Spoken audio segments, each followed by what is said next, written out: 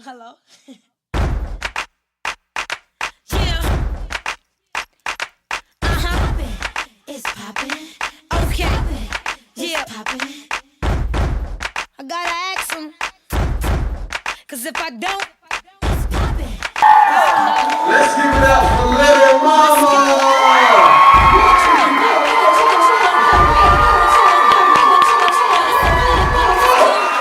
Yeah!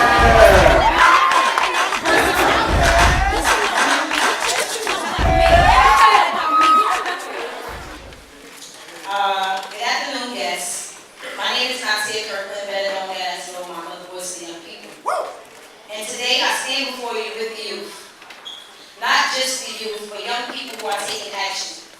We have all decided to do something positive. Whether we have already registered to vote, registering today, or too young to vote, we are still making a difference. We have all made conscious decisions to make a change in our lifestyle. I personally believe that dwelling on the past will keep us behind. Good and bad experiences both will grow old and begin to rot our minds. We must think of new ideas for the future and make them unwind using our bodies, which is pushed with our minds to its maximum strength. So what I believe is that it all starts with thought. Let's say you thought you saw your friend coming up the street, right? What you do? You start to look for them, right? Or if you thought you saw $5 in your pocket last night, or you could have swore you left it. When you get up in the morning, you're going to go out and look for money. And I say that to say, start thinking about money more often. Think about success. Think about careers. It might be early, but you should start thinking now. Think about your talents. What are you good at? How much money can you make doing that? This is my friend, as you guys all know, right? I'm the voice of the young people, it's VYP. And I was thinking about starting a campaign, which is basically getting the youth to vote, 18 to 25. And it's bigger than that, you know what I mean? It's about the people 18 and up that can vote, and then you have the youth that can't vote. And those are most of you guys that are here today, which is the voiceless voice. It's like you have a voice, but you can't make a difference, but you can make a difference. And then you have people who are the voice for the voiceless. If you can't vote, you can go to a sister, you can go to a brother, you can go to your mother, a mentor, anybody, and ask them to put in their vote for you. You know what I mean? If they haven't planned to do so already. And now Mr. is going to read the first poem, which is titled The Voice for the Voiceless. With these poems, I'm not sure if everybody have one, but if you don't, I'll make sure you have one before you leave. There's two. If you're 18 and over, you are the voice for the voiceless, whether you believe it or not. And you need to make a difference today. You can come up and you can vote with me. You can register to vote with me and the rest of VYP. And if you are under 18, you are considered as a voiceless voice. Who can still make a difference? I want you to come up to Street Science and get a journal. And in this journal, I just want you to who was the speaker before me? I forgot his name just that fast.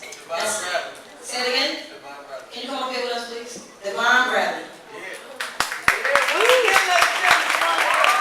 Divine Bradley said that you must create your future.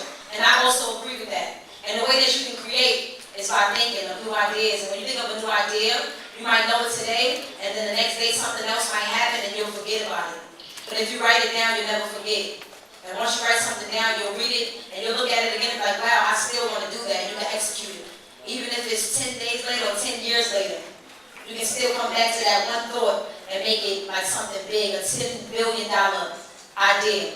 You know what I mean? So make sure you come up to Street Science and get your journals and start writing and thinking and creating your future. And those of you who are 18 and over, come up and register to vote. What was your reason to start writing music? Wow. I'm a writer by heart. I love music by heart. I love music ever since I was a kid. I've been into dancing, vibing, listening to music in the crib. I've always been a writer. I've always been a poet. So when I started to write music, it was just putting all my crafts together, writing to the music. You know what I'm saying? That's it. That's what I love to do. So I don't really know what made me. Maybe it was emotion. When you go through different things, it makes you put that pen to the pad and go in. But other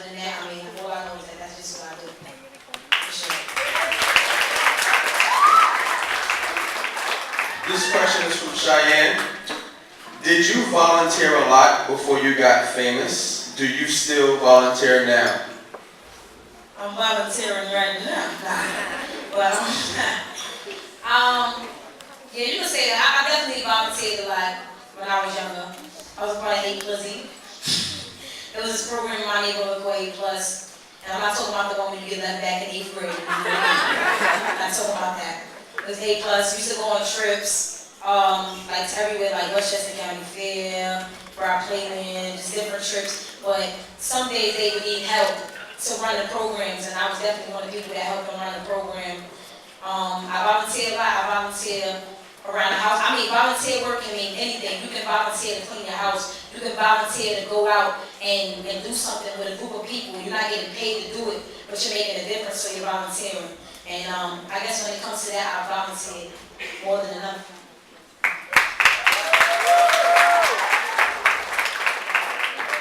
All right. The third question is, do you help a lot, like helping poor people? Like, wow. Poor people? I don't want to answer this question. Do you mean like people that's on the street asking for money, or what you mean? I didn't mean it. Who wrote the question? All right. Dug in? Woo! All right. As far as like donate to a program or something with poor people, I've never done that yet.